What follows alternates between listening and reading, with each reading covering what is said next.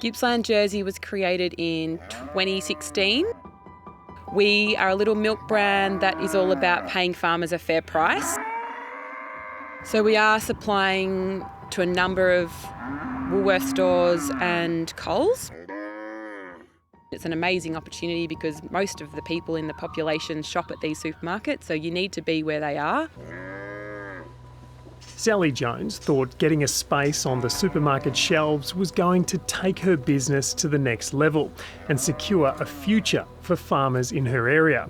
But it turned out to be just the start of a whole new battle. We've worked really hard for the past 2 years trying to make the Coles supermarket sales really work and for us to be able to sell the units required per store per week. We can only ever fit 10 bottles of milk on the supermarket shelf at any one time. There's also another issue around the fact that we can't give them the margin that they require. Gippsland Jersey says Coles wanted more than 30%, which they argued was unsustainable. They've now been told their product will be removed from most Victorian Coles by the end of the month. In a statement, Coles said, unfortunately, in instances where high volumes of product is being thrown out or marked down due to low customer demand, we have to make the difficult decision to reassess where we can sell it. I don't think you can ever beat the big guys. We are not in the business of being able to supply milk to them and at the risk of us going broke. We just can't do it. There's not enough margin in fresh white milk for us to be able to do that.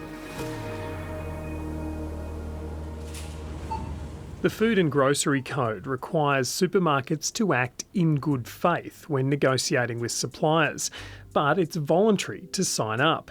And if a farmer wants to dispute a deal, they first need to turn to the code arbiter, who has been appointed by the supermarket. There was always this perception that that person was obviously appointed by the supermarkets and couldn't be fully trusted by growers in raising their concerns. Charlie Thomas from the National Farmers Federation says it meant suppliers hardly ever complained because the perceived risk of annoying the supermarket far outweighed their chances of success through arbitration. And what they feared is that the supermarkets would withhold future commercial agreements from those farmers because they've spoken up and raised concerns. To address the power imbalance, former Labor frontbencher Craig Emerson has recommended significant changes to the code following a review. First, it would be mandatory for all grocers with over $5 billion in annual turnover to sign up, which currently includes Coles, Woolworths, Aldi and wholesaler Metcash, which supplies to IGAs and Foodland. An independent mediator would be made available to handle disputes, and the fines for supermarkets not complying with the code would be significantly increased. It's a huge day for us as an industry. We've been seeking this outcome of a mandatory code and some serious penalties attached to it for a very long time. The federal government has said it will adopt all the recommendations, and affected supermarkets say they will continue to operate under the rules of the code, to which they are voluntary signatories.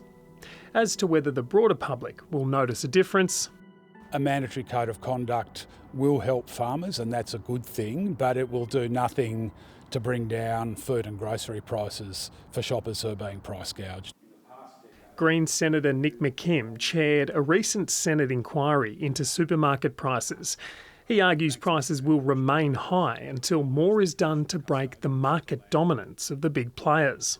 Until we get divestiture laws in Australia to create more competition in the supermarket sector, until we make price gouging illegal in Australia as they have in the European Union, shoppers will still get price gouged. They'll be paying too much for food and groceries at the supermarket checkout.